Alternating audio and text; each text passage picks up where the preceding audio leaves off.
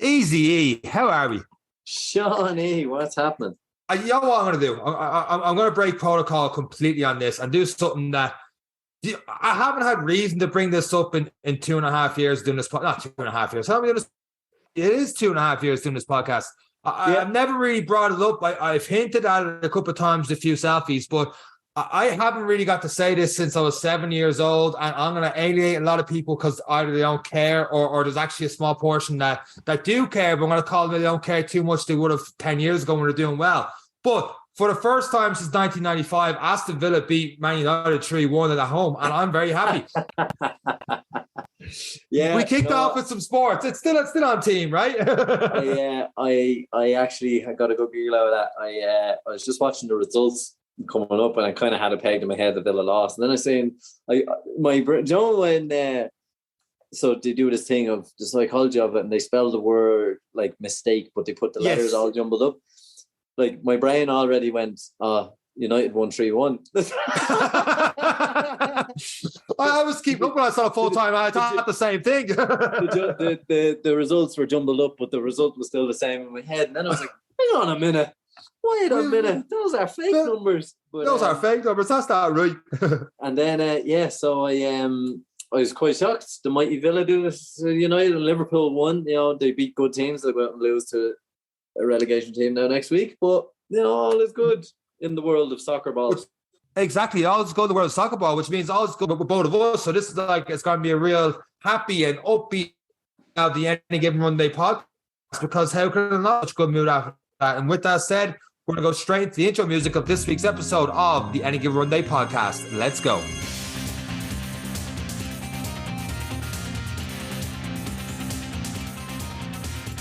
This podcast is not going to be upbeat. It's just going to talk about why we are in bits for the last week after the Dublin Marathon. But Eric, before we get into the facts and figures, because I've actually took a bit of notes because I couldn't watch the Villa game.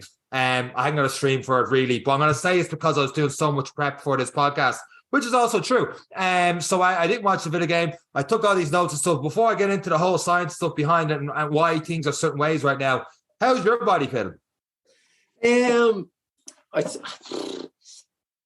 Okay, it was grand. I probably, my recovery week was just a case of me doing nothing, which probably wasn't good. I really kind of broke my own rules. Sorry, not that I didn't do nothing. I was in work a couple of days and I was busy doing other things. So the thoughts of the 5K run, because I knew it was the easiest thing to do, it just wasn't there. I just was like, no. And I was busy kind of sorting other elements. I used the time and my time off and my rest off days before the weekend work. I was like, I'd rather get these things done just for my mental space. I was like, the body will just be what it is.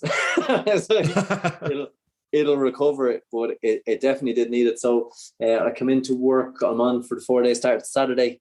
But I went last night and I got cycling 30 minutes on the bike. Sorry, I did a circuit session first, a full body circuit session with lightings and the wobble board balloons, the kind of half gym ball that's on a solid platform that kind of makes your knees wobble if you stand on it. Bosu ball, is it? Something like that. Anyway. So you stand on this big bubble, and I was doing single leg squats on that, just trying to see how the knees were, and they were sore. There's definitely impact pain, I suppose, from the repetition there. So I got on the bike just to not run, I suppose. And then afterwards, back into a swimming pool and a sauna. And my God, the luxury of just being weightless in the water. One thing I have noticed as well is certain stretches you do when you're bearing the full weight in the hamstrings or anything, they're a lot harder. But my flexibility is brilliant in a swimming pool because it's not actually bearing any weight. So just taking myself through different stretches and mobility exercises and stuff where the body wasn't really bearing the strain. I was just moving the parts and doing lunges as best I can and shallow end and stuff like that, just to keep it moving, but with no real weight in it. So all in all, it's been good. The sleep was bad in the night afterwards. I wouldn't even say alcohol related. Well, obviously some element of alcohol related, but for the most part, just because my body was in shock. I'd say my nervous system was in a heap. Trying to compete with what I'd just done. But after that, though, kind of sad that I kind of feel guilty telling people on the Monday or Tuesday I went into work after the bank holiday. It was like, so how are you after the marathon? I was like, grand. I think a lot of that is down to you. You pace. You did a lot of heart rate stuff, so you try to control how much pressure. Obviously, you're going to be under some sort of pressure to the marathon, but you were smarter in that. Like, you were keeping the heart rate down, so the body was able to function a good bit longer. Whereas those that were pushing on for their PB time stuff, I'm not saying you weren't pushing, but you were like, this heart rate's staying at this, and that's it for as long as hard as it can. Whereas other people would have been looking at that, and like myself, went straight on out, and we felt the effects of it. Yeah, and look, it's not an egotistical thing. I'm actually embarrassed to say I'm fine. There's no way you should feel totally fine after a marathon and four and a bit weeks training. Like, it's just, it's actually, I'm kind of annoyed at myself. I'm angry at me. I was like, I hate you. And look, I went around to just get around, and I suppose I don't take much pride in the fact I'm fine. But yeah, still, look, if you were to go back to Eric of 5 years ago, the thoughts of crossing the road would make me get sick, would never mind running a marathon. So, I suppose to be able to just go through 42.2 and come out the other side relatively okay, and be able to go to work and fly helicopters on the Tuesday, it's not a bad day out. It's not a bad position to be in, and especially when we're talking now about recovery. And it just shows me versus you. Like, I went with the heart rate, and even in a get sorry, apologies, in a get around kind of mentality, it just shows what managing heart rate can do for your recovery and how it feels. And maybe there is more to heart rate training in that sense, because you can do more consistently, I suppose, and that's always been the method I've gone with. Yeah. Well, like yourself, I actually spent a lot of time at the swimming pool as well over this week. No, I didn't. And I was definitely alcohol fueled as well. I got a couple of walks in and stuff like that. But apart from that, the recovery part that I would recommend is not what I did. I usually say 3-4 days, nothing, knees back in. I didn't step foot in. I stepped foot in the gym at the hotel there. And it was 2 Reeboker steps. There was a bench with no weights, and it was just one multi-gym. And like, it just looked so depressing. I was like, nah, I'm heading off to get another free beer. So I did a lot of walking one of the days, but apart from that, I did absolutely nothing else. But we're going to get into why people may feel that way in a bad way. So one of the big things is obviously dehydration. Like, you're going to lose anywhere between 3 to 6 liters of true sweat during it. And Dublin was a particularly warm day as well. So what's happening here is, obviously blood's going through working muscles, but it's also trying to cool yourself down as well. So there's a lot going on at once. And you're probably not the most hydrated as you're going through, trying to get water stations, or you getting creamed by someone at 30K, trying to get your water bottle and all the rest. So it's very hard to get the adequate amount of water and take your time and keep going through there. The impact of doing 40,000 plus steps is obviously going to have effect on your marathon as well. Your immune system is more compromised afterwards. We talked before about the glucose stores. They're around the 32K mark. They're completely depleted. So that's going to put more pressure on the body, and inflammation in the body. Your testosterone is down as well for good. They say 8 days afterwards, whether male or female. That delays your recovery. So the best thing is probably not going to the gym 2-3 days afterwards, because your recovery, it's going to be hard for your body to recover with testosterone and all the rest. So you're more likely, not more than likely, you have an increased chance of getting injured. And your cortisol levels are up. The physical stress of running the marathon, and let's face it, the emotional stress of doing that 42.2 when your body wants to quit as well. And all those things combined leads to a poor night's sleep, because your body is just, there's a lot going on right there. It's trying to recover. It's trying to get more hydration in. It's trying to lower all these levels that are just rising to the roof. Your testosterone going down. One of the studies I read, it could take up to a week for your adrenaline to go down. And you're saying, well, Seán, there's a lot of different things going on here. How do you know? And one of the answers is pretty much what you alluded to, Eric, is if you go for that light run, see what your heart rate's like. Is the heart rate similar going for that light run as it is the week or two before? And if it's really high, it might be a case of, hey, now is not the time to get back to any sort of training right now. You need to pull back, or even just go for longer walks.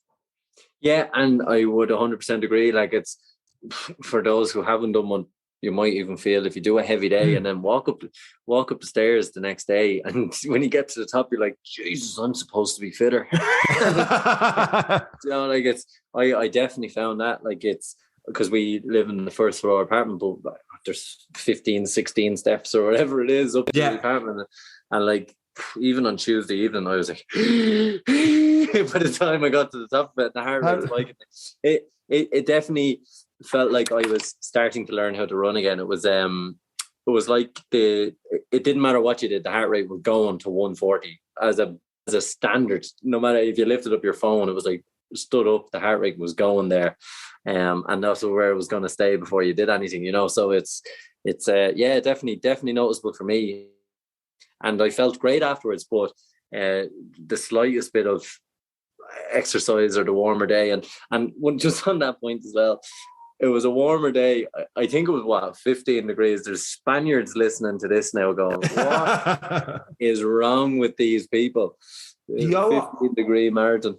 I felt bad, not bad. I if you listen back to the podcast last week, you probably hear my voice. I was pessimistic about talking about the last 2 miles and seeing more when like people dropping off and stuff like that, compared to what I saw previous years. And I tried to be like, this is what I saw and this is what you may have saw, but it may not be in the case. But the more I look online and the more people I've talked to, it's just the weekend gone and stuff, it seems more than ever like there was so many people that they were forced to walk those last 2 miles, that were going into the medical tents afterwards, that were just a lot more people. Even the medical staff were more under, from what I've heard, were more under pressure this year than it was. And look, maybe it is that 1, 2, 3 degrees. Maybe it's the fact that a lot of people hadn't had races in a while and they just pushed really, really hard without, it's very hard to pace yourself throughout an entire marathon. You build it up so much, and it was the first one in 3 years, and maybe there's a lot of different things going on for a lot of different people. I don't know exactly what it was, but it is a case of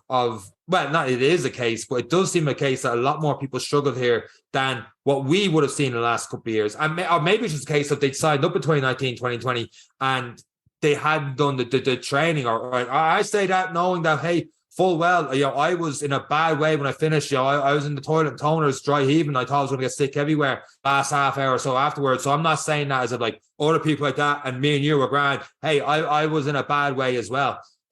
Yeah, no, I think there's different levels of bad way. Like when I went in to a crammed bar to try and order a pint, an hour later, I got lightheaded and thought I was going to faint because the heat, the crowd, the body was just like, what are you doing? We're back again. It was just horrific. So I just sat down and made other people get me drinks for the night. But but yeah, like it is something we noted, and we have a thing here. Like when you're looking at something, you look at something until you don't actually know what you're looking for. You just know something is different.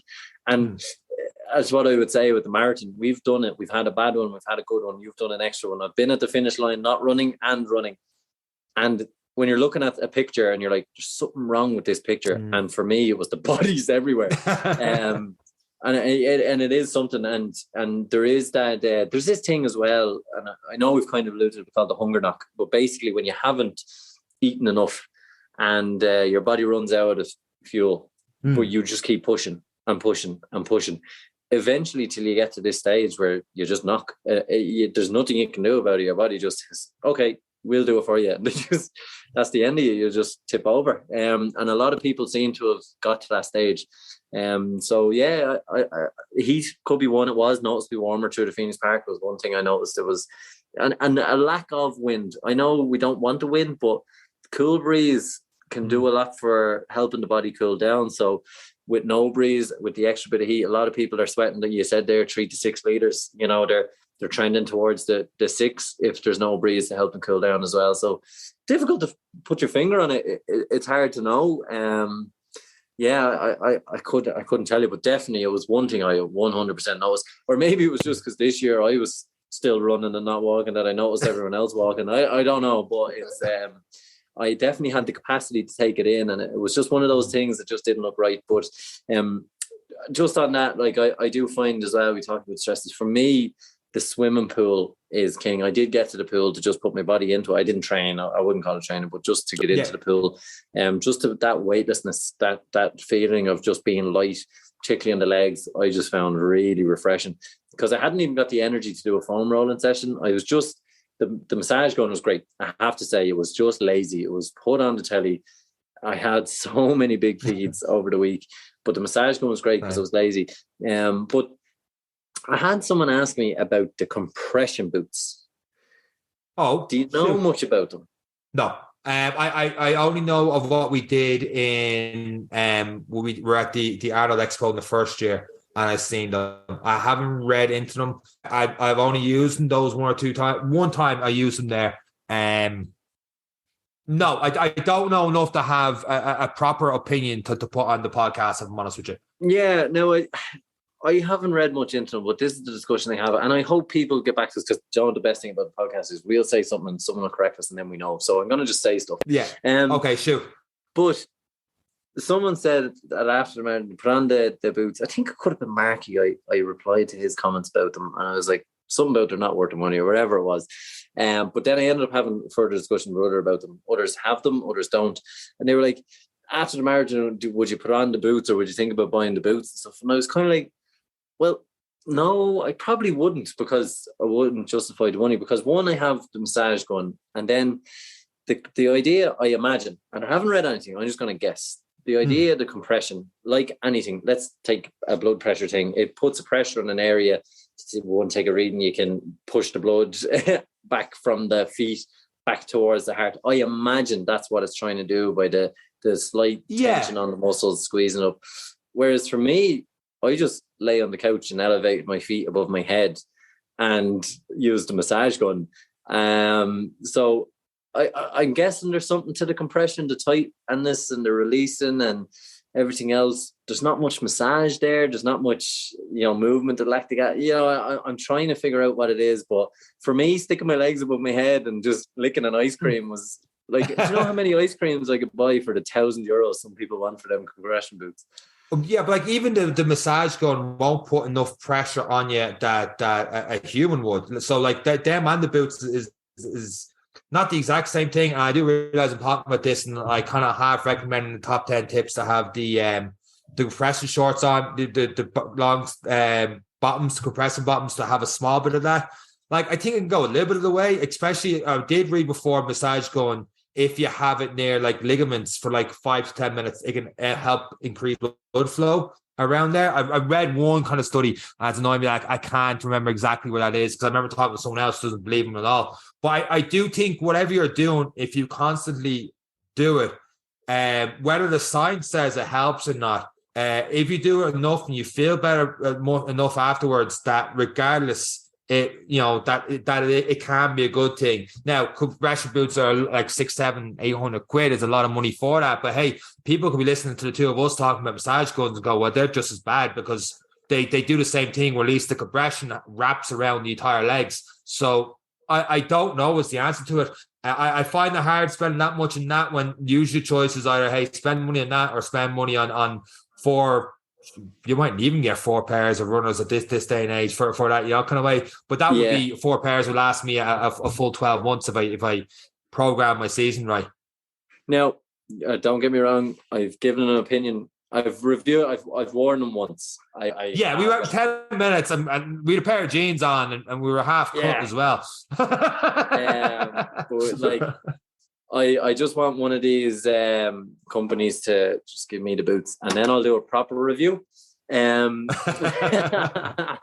hey, look, we are very open. Like if we put this in the podcast tomorrow and you're listening to this and we have an Instagram post we should have on it, hey, feel free to put in the comment section if you're using the boots, and you're like, we're not like, hey, you're wrong. We'd rather have someone DM us or message us and go, actually, I've used these for a while. I find they're really cool and they really work for us. Or, here's what I do. Here's the link to these not sponsoring like that, but here's a link to where I bought them and this is why I believe in work. Hey, fair enough. We're definitely not experts on that side of things, Yeah. But in reality, then we've taken them out of it because they are very much new. The massage gun was very much new to me. Foam rolling was new to me, and now it's massage guns. It's we're learning all the time. But for me, definitely, post marathon, water is king. If you can get to the pool, even just little things that I would do is a swim session. Now I'm lying by saying I did it this week. I didn't. It started this weekend, just with other stuff that came up. So yesterday I did 30 minutes on the bike and 10 minutes in the pool.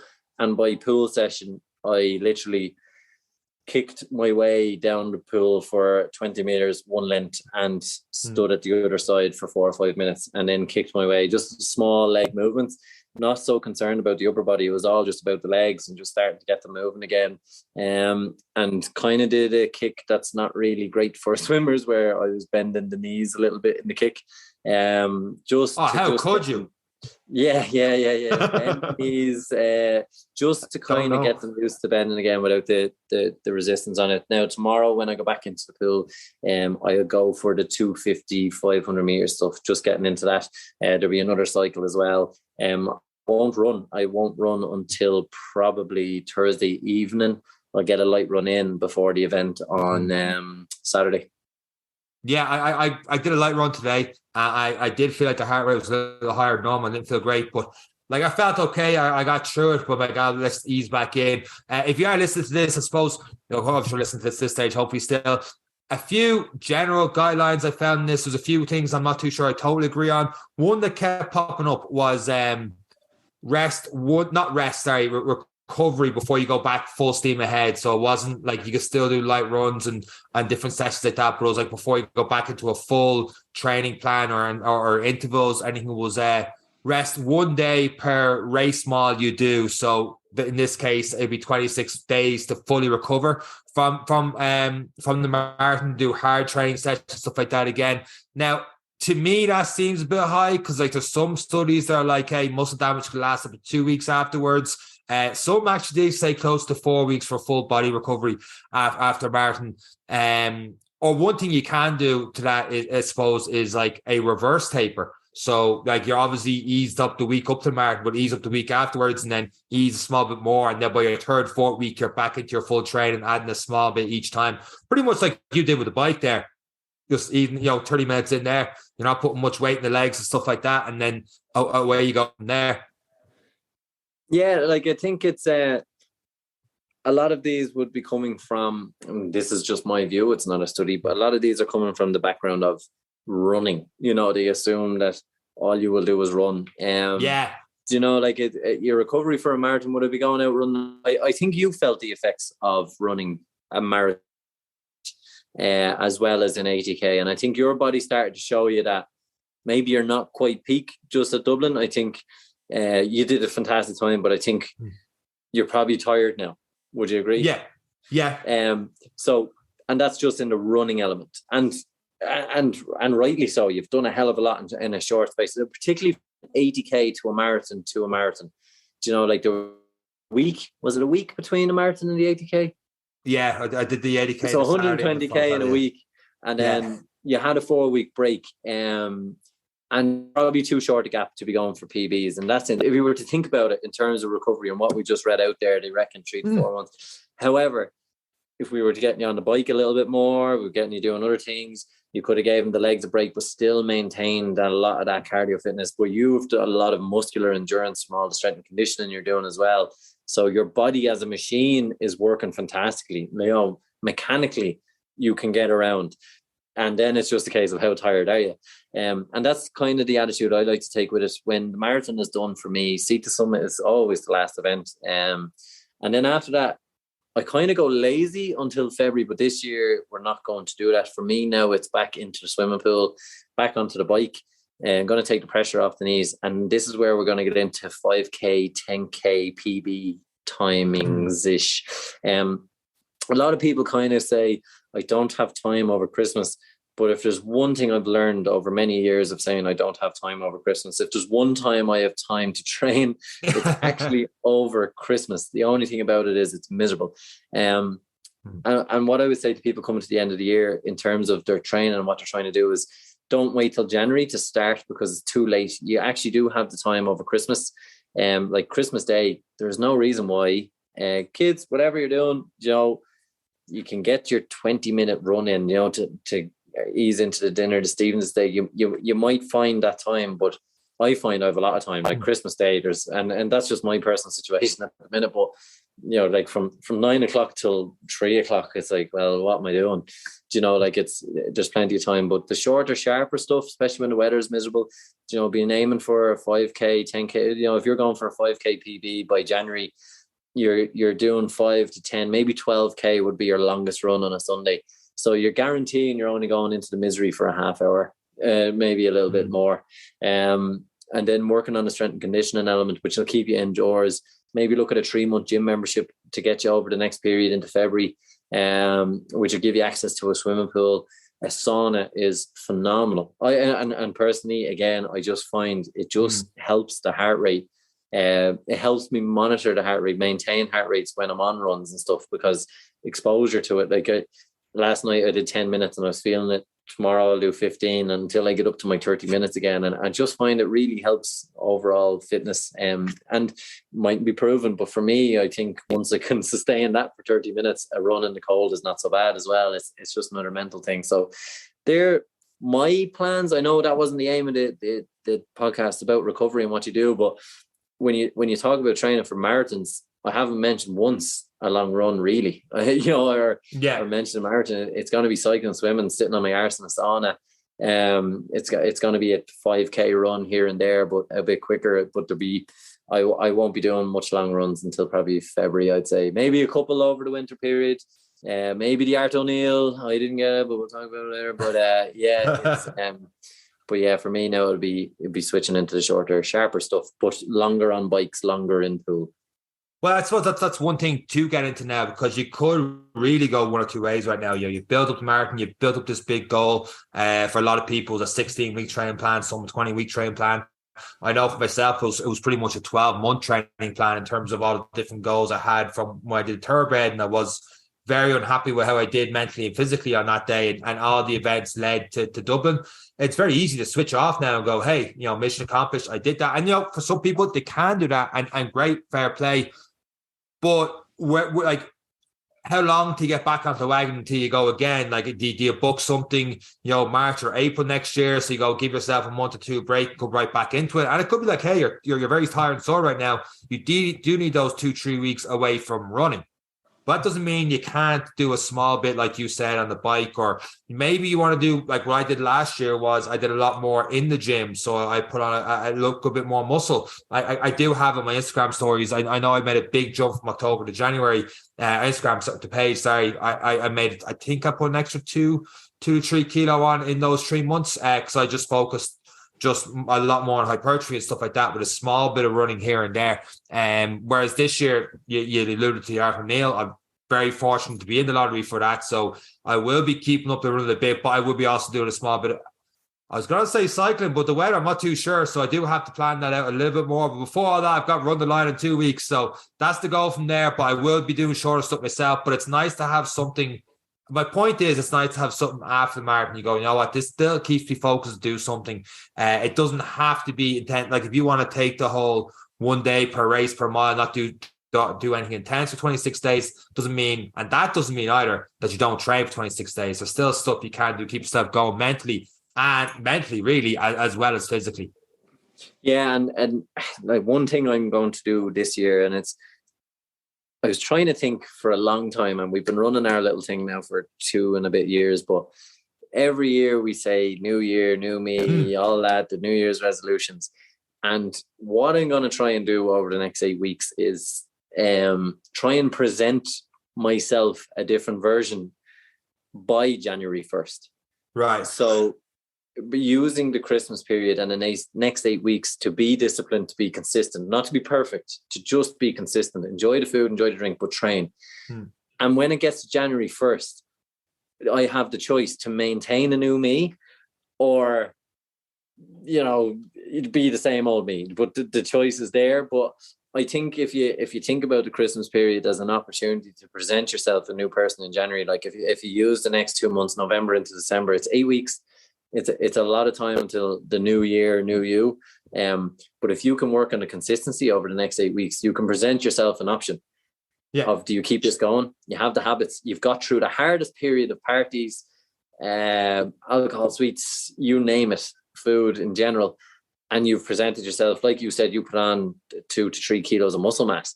So you presented yourself with a very good you in January. And then it's a case of, what else can I do with my year? Whereas I just think we kind of need to change that perspective of the new year and I'll leave it to January or I'll leave it to Monday stuff. If we can get the consistency in 20, 15 minutes, 10 minutes, whatever you have to do every day just to do something.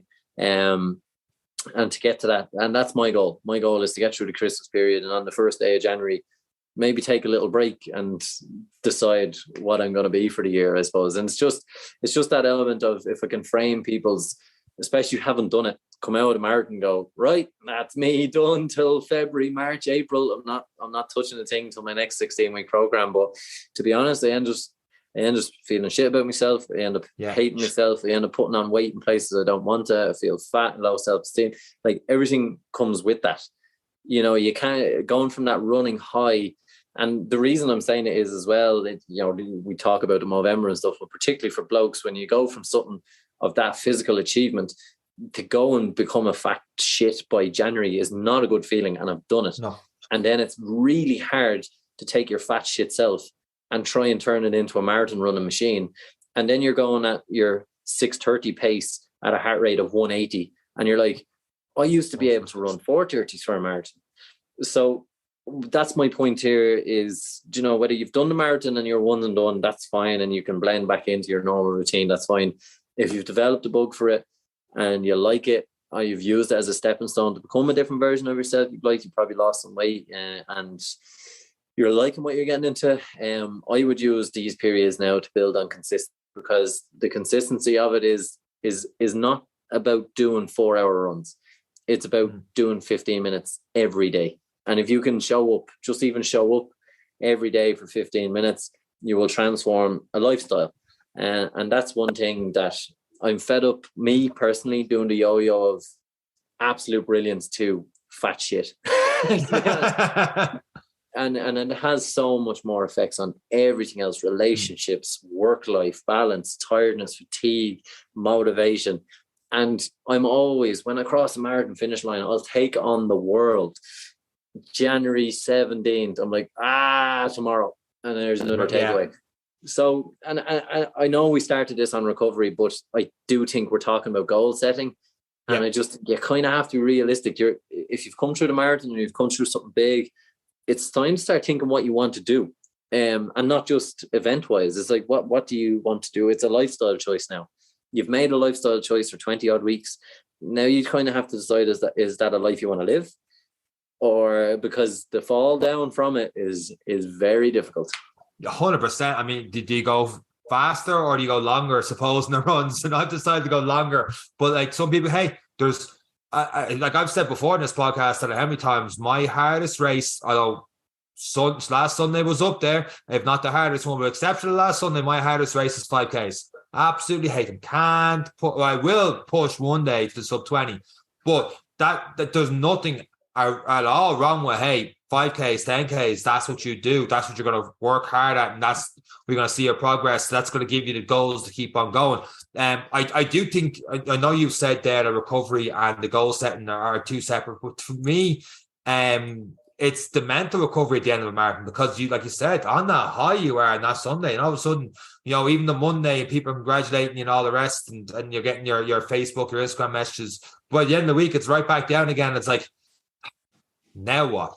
And you know, you don't have to jump on it straight away, but it's a process to lead towards something. And that's going to be different for each person. Don't just do it because, hey, you hear, you know, you want to do the hard man and stuff and build back up to that next year, or I want to do long runs. It might be, you know, hey, those 5Ks in the park runs, I want to keep banging them out every 3-4 weeks or 6 weeks, go for a new PB and keep pushing from there. Yeah, and that's it. And to be honest, especially when you come through an event like that, going back training on your own is lonely. And I'd also just encourage people to get involved with park runs. There's probably a lot of people out there that when you ask them to go running, they'll say, I'm not going running with you. now that you've done a marathon. And do you know what? It's kind of hurtful. It happened to me again the other day. And I was like, but I would like company, because I just ran with 20,000 people and now I'm going running on my own again. The biggest misconception though is because they're like, oh, you ran this time. If I run with you, you're going to want to go faster and stuff. It's like, most of the times, like, I want that slower run. You got to be very careful, because if you're not into running, you say to them, hey, I want to go for an easy run. They're like, well, nothing's going to be fecking easy about it for me. It's like, no, easy run is the type of run. You got to explain it. It's like, I want to go for a run where my heart rate is low. Like I'm struggling to get back down to zone 2 running, not just leading up to the marathon as well. So if I'm running with a couple of people and I'm doing that zone 2 run, I'm at my happiest there. Like I'm happy to trot along and have the chats and just build up that aerobic capacity again. If I want to go for faster work, I'll do that on my own at a separate stage. But I'm running with you. It's not like, oh my God, I can't believe we're going, this slow or anything like that. That never enters my mind. Yeah, no, it's it's never that. Now I do feel when I know people are going out for their zone pace, and I know their zone pace about a 4 minute kilometer, I'm like, nah, man, look, I know what you're out here to do, so you just go do it. There's a difference. There's a difference there because they're going for training. They're going for a specific zone training session. But usually you want to run with someone. It's like, hey, going for and once again, you can't say light run because you might feel like you're being big-headed about it. But I just want to go running and chill on this one. But I would say the hard work is done. The mental battle is done. I would recommend to people, find a buddy. There's a lot of people out there to go for a run that you don't even know. That if you just said, listen, I'm just going to go for a light run, maybe on the beach or something. Do you want to go? Or I'm going to go for a walk up Ticknock or a hill here somewhere. I would just recommend it because it is a weird, like I know we're talking about on a come down, but like it is a very serious. It's a steep come down from very rigid to nothing, and maybe just reach out to people. I'll go running with anyone. I don't mind. Well, like you hear like athletes and entertainers and stuff talking about the come down from events, stuff like that. But look, I'm not going to be ever in an event by myself when there's 300,000 people watching it, and that's what Dublin was. Constantly people cheering you all the way through. Like I'm not going to be in Croke Park because I don't play or watch GA, but I'm not going to be in that environment where you have that big. The closest thing I have that is Dublin. I went through that, and now that's my big high of the year. That's my big build up. That's my Super Bowl, my FA Cup final event. So there's going to be a huge come down from that. Like it's very hard to navigate it afterwards. Yeah, 100%. And it's just an important one for people. But yeah, look, it's do try get out. I'll probably do a bit of running with you now. Well, when I'm back, but over the Christmas, it'll just be making it our business to go and walk runs, in the hills, maybe change it up a little bit, that we're not full steam ahead. We're just enjoying getting out for a couple of hours because, I think when you spend so much time in your head, it is a long time as well, but it is nice to get a bit of company, especially for the dark nights and the dark mornings and the cold and stuff. It's nice to have that company with it, because when you get car freezing, they get out of the car freezing, and then you both talk about how cold you are, and you just get on with it. Then it's like it's part of the shared pain, I suppose. But it's nicer to do that with people, and like that's again, as I said, hopefully me and you over the Christmas. I hope to run with you more. I don't really train with you. No, we train once or twice. Yeah, for people who talk about running a lot together, we don't train together. But over the Christmas period, you've no goals, I've no goals, and that's a perfect time to just shoot the breeze, get on a bike together, and that's where it's important for people to meet up with people. And maybe we should, Sean, organise a little Christmas 5K or something. I know we're in one location in the country, but I know there's park runs, I know there's everything which way, but just looking at the group of people we gathered in Toners after the marathon, that's the kind of group I'd like to get with over a Christmas run, and a few hot whiskies or hot chocolates or whatever the case may be afterwards. It's definitely something we should look at. But that's my advice to people: is just start integrating again. It's for a person who has trained a lot on their own and been in their own heads for a while. It is really, really nice when there's nothing on the line to mingle with people again. It makes a big, big difference. Yeah, I mean, my goal now is just put miles in legs, and any which way I do that, I'm very happy out doing that. So yeah, no, 100%. I really don't know what else I had, to be totally honest. It sounds good. I'm not the best in the world at organising those events and stuff, but I will turn up if it's organised, and we'll definitely do something. We'll definitely be running anyway before the Christmas. That's 100% sure. Actually, no, you're fecking off to Australia for a month. Go out of that. I am. Does that mean we're taking 3 weeks off, or is the podcast going down under? Well, the podcast might have to go down under. What can I say? To end the podcast, to do a full circle on it, I also found out I lost half an inch on that marathon run as well. I don't know where you're talking about. Sorry, you must have broke up there. Height. Oh, There's right. half an inch in height to the running. Yeah, it's about half an inch in height. I don't know about you. Thank you very much for listening to this week's episode of the Any Given Runday Podcast. That's it for myself and Eric. Take care. Bye.